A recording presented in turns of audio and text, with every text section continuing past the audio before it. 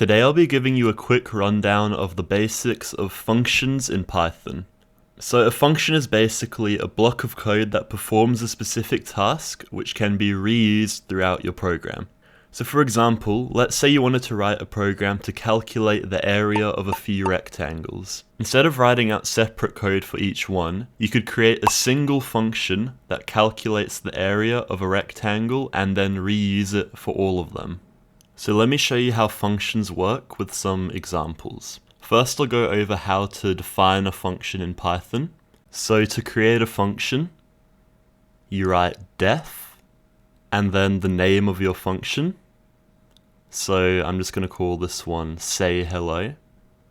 Then you do 2 brackets and a colon. And then you can go on to the next line, which is going to be indented, and that's where you're going to write the code for your function. So let's write some code for this function. Let's do print hello to make our function print the word hello. Alright, now that we've created this function, let's try and run it and see what happens. As you can see, there's nothing in our output, and that's because we've defined a function, but we haven't actually called it. So for a function to execute its code, you have to call the function. And to do that, you just write the name of the function. So let's do say hello, and 2 brackets like that. And now if we run it, as you can see, it printed hello. And remember I said functions are reusable, so let's do it 3 times. And as you can see, because we called the function 3 times, it printed hello 3 times. Alright, now let's go back to the example of calculating the area of rectangles.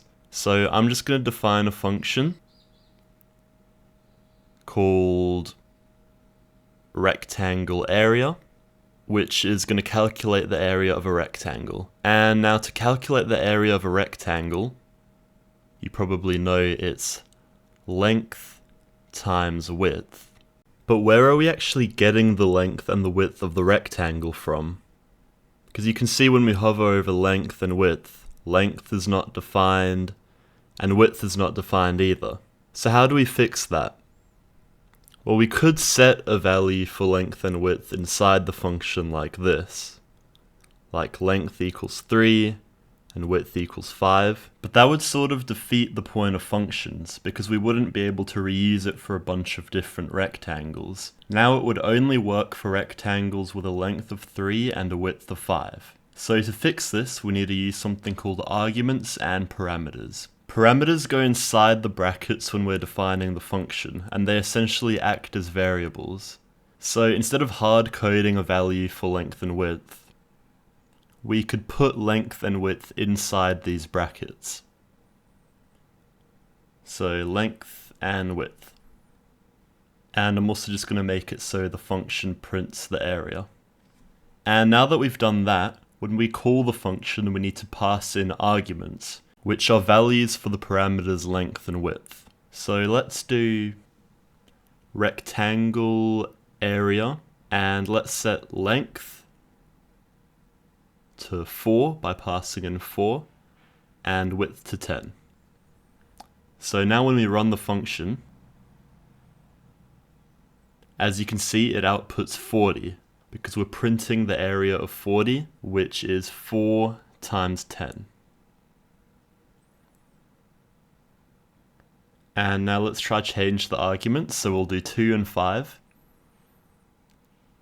And as you can see, this time when we run it, we get an output of 10. And I just want to quickly mention that unless you specify otherwise, the order of your arguments needs to be the same as the order of your parameters. So in this case, the first argument is 2, so that's going to be assigned to length, because that's the first parameter. And 5 is the second argument that we state, so that's going to be the width, because width is the second parameter. And I'll quickly show you that by doing print, and we're going to do a f string. The length is length, and the width is our width.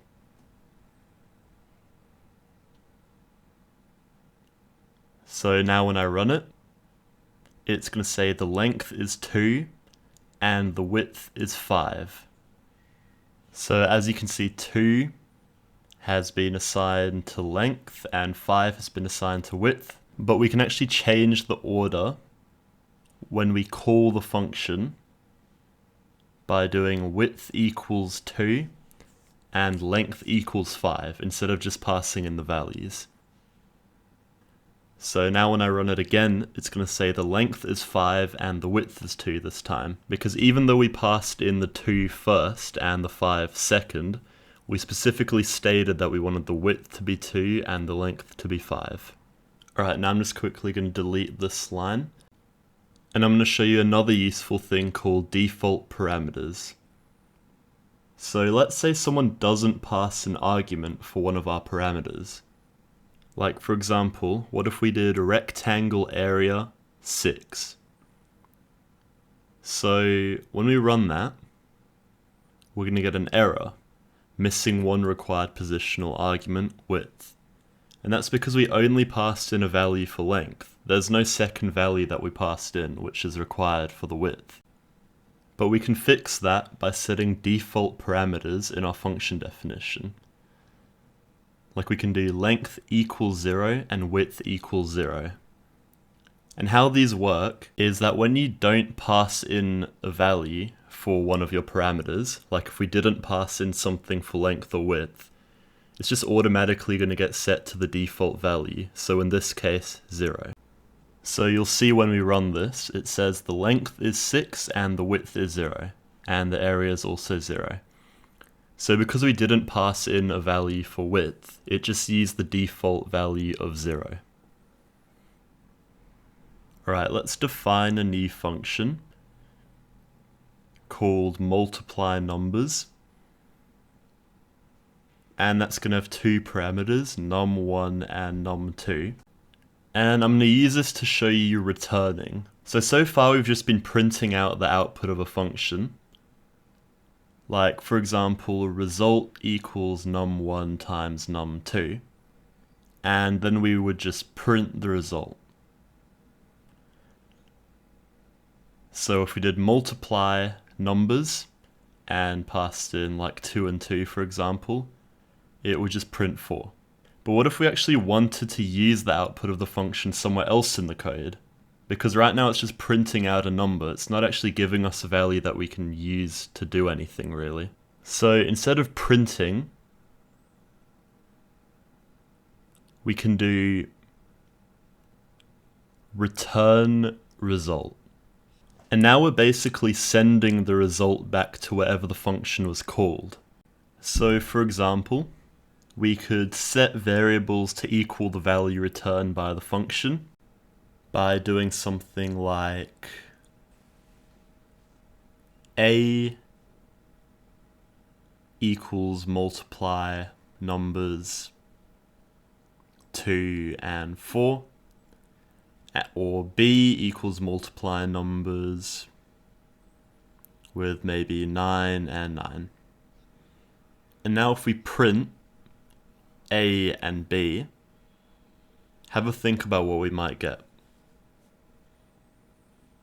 Well, we're going to get 8 and 81, because A is being set to the result that's returned when multiply numbers is called with the values 2 and 4, and B is being set to the result returned by multiply numbers with the values 9 and 9. So because 2 times 4 is 8 and 9 times 9 is 81, we get 8 and 81. And using returning, we can also do calculations with the returned value. Like, for example, doubled num equals 2 times multiply numbers with, let's say, 6 and 2. And if we print doubled num, it should give us 2 times the value returned by multiply numbers when we pass in 6 as num1 and 2 as num2. So as you can see, it gives us 24. because 2 times 6 times 2 is 24. Alright, so those are essentially the basics of functions. So let's end the video with a practice question. Try seeing if you can create a function that takes 3 numbers as arguments and returns their average. And I'll leave a solution in the description of the video. But other than that, thanks for watching.